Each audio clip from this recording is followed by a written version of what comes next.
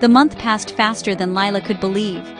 The days in her Caribbean homeland had been golden, sunlight dancing off the waves, laughter echoing through her parents' old wooden house, and the sweet aroma of fried dumplings and saltfish drifting through every morning breeze.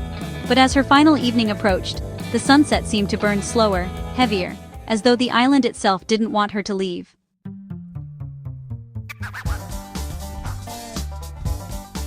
For a brief, beautiful time, Lila had felt whole again. She had been more than the weary single mother struggling to keep her head above water in a foreign land. She was the daughter who returned home, the sister reunited with love, the mother who finally saw her child play carefree. Noah had flourished in the warmth of her family. Every day, he followed his Uncle Jermaine like a shadow, giggling at his jokes, chasing the chickens in the backyard, and climbing the old mango tree that shaded her mother's garden.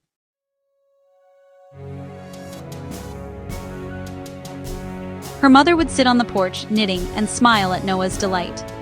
"He's just like you were, Lila, full of life, full of mischief." Lila laughed each time she heard that. "He gets that from me," she'd say, with a trace of pride. But deep inside, she knew her life back in North America would not be this simple.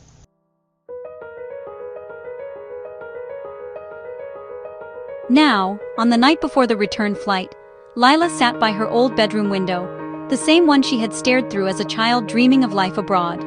Her mother entered quietly, wiping her hands on a towel. "You're thinking too much again," her mother said. "Mama, I don't know what's waiting for me when I go back. It's been peaceful here, too peaceful. I feel like the minute I step off that plane, the drama will start again." "Child, peace doesn't depend on where you are. It depends on who you let disturb it.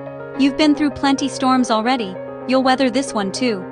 "I just wish it was that easy," Lila replied.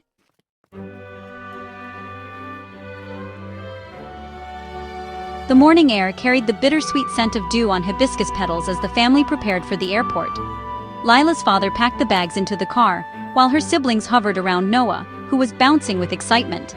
He had no idea what leaving really meant. To him, it was just another adventure. Noah asked, holding a small conch shell from the beach. "Mommy, can I bring this shell for Grandma in Canada?" Lila replied softly, her throat tightening. "Yes, baby, you can."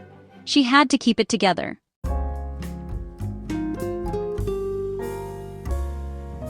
Althea said, "I don't know how you do it, Lila. You're so strong. If it were me, I'd stay." Lila responded, "Sometimes strength is all that's left when you've run out of options."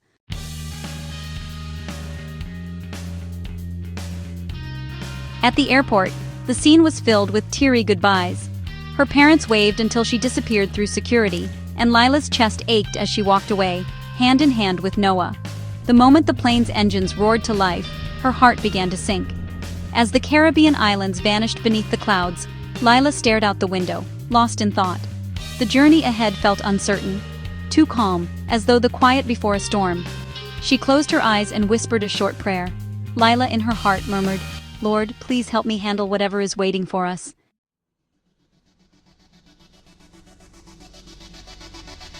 When the wheels hit the runway hours later, reality returned like a cold wind.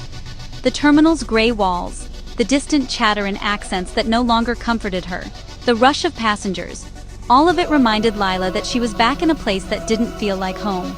"Mommy, are we gonna see Daddy soon?" "Yes, baby, you will see him this weekend."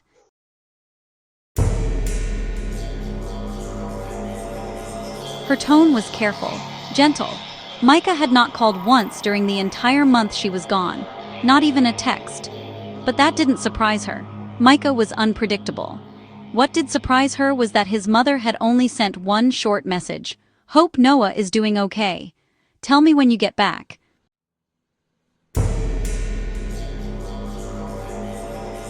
No apology for the airport incident, no expression of warmth, just control disguised as concern. Lila shook her head and gathered her luggage. The air outside the airport was cold and biting, the complete opposite of the warm breeze she'd left behind.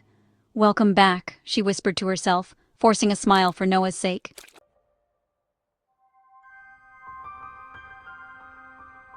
For the first week, things were quiet. Honestly, too quiet. Lila went back to work part-time, and Noah resumed daycare. Even Micah's weekend visits went smoothly, which, made her uneasy. It wasn't like them to have calm interactions.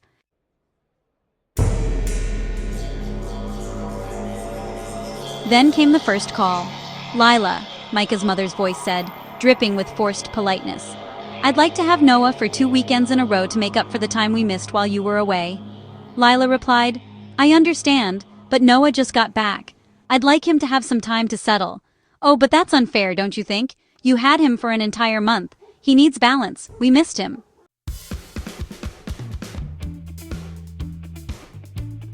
"I'm sure you did," Lila said, her tone sharp but controlled. "But the arrangement is every other weekend, and that's what we'll continue with." "You're not making this easy, Lila." "I'm not supposed to," Lila said calmly. "I'm supposed to protect my son."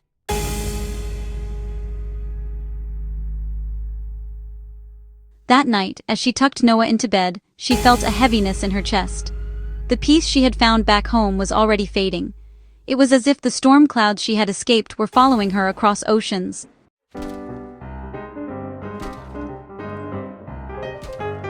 The next weekend, Lila heard a knock on the door. When she opened it, she froze. Micah's mother stood there, flanked by Micah himself. "I thought we could surprise Noah," she said, smiling sweetly. "You should have called first. We were in the neighborhood." Lila stepped aside reluctantly, letting them in. Noah ran to his father, laughing. "Daddy, Grandma!"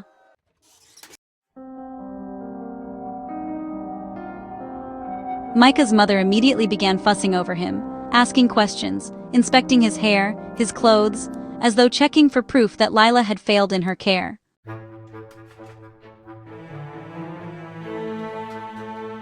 When they left an hour later, the air in the house felt heavy, almost suffocating. Lila stood by the window, just watching them drive away. The moment their car disappeared down the road, she whispered under her breath, "Lord, give me patience."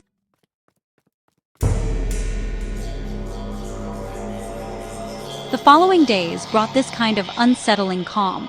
Lila couldn't really tell if Micah's mother was planning something, or if she had finally accepted the situation. She tried to focus on work, school, and Noah, but there were these moments she caught herself glancing over her shoulder, expecting a call, a message, maybe even a knock.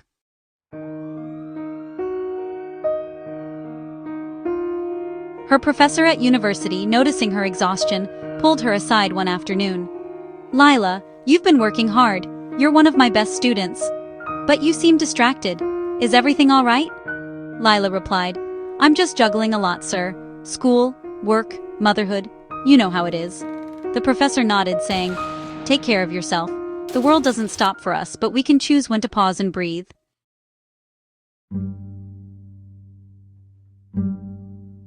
That evening, those words echoed in her mind. Pause and breathe. She hadn't done that in years.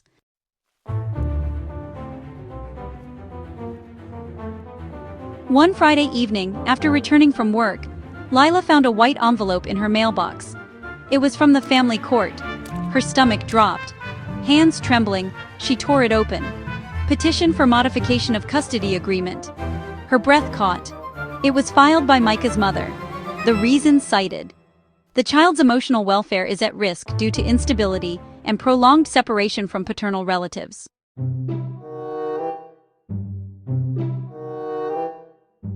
"Instability?" she whispered to herself. "I've done everything. Everything." She wanted to scream, to call Micah and demand answers, but deep down, she already knew whose doing it was. His mother. Always his mother.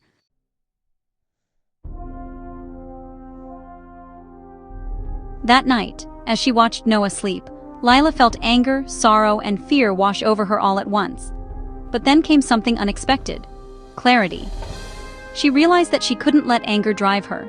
She had learned during her month away that peace wasn't the absence of problems. It was how she chose to face them.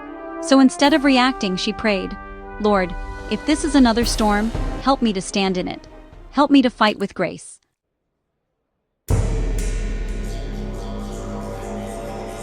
A few days later, as Lila was preparing dinner, her phone rang. It was Micah.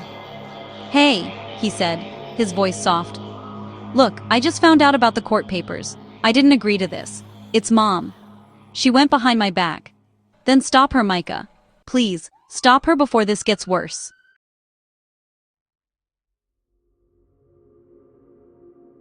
"I'm trying," he said.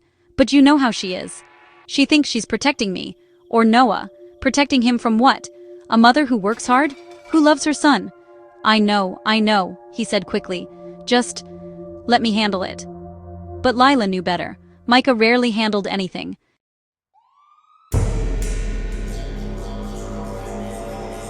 Days passed, and the world seemed to stand still. Lila continued her routine: work, classes, bedtime stories, church on Saturdays. She smiled, laughed, cooked dinner, helped Noah with his little picture books. But behind every smile was the unspoken fear that at any moment another battle would begin.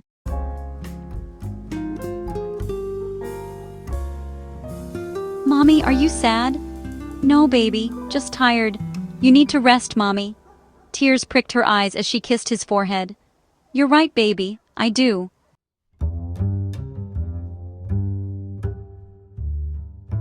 That night, as she lay in bed staring at the ceiling, she thought about the strange calm surrounding her life again.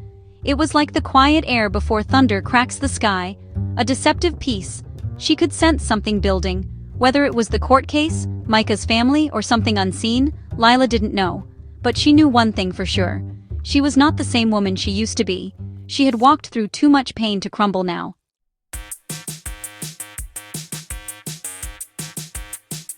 She turned over, closed her eyes, and whispered one final prayer before sleep took her.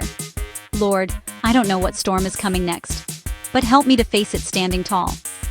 Outside, rain began to fall softly against the window, a gentle warning of what was yet to come.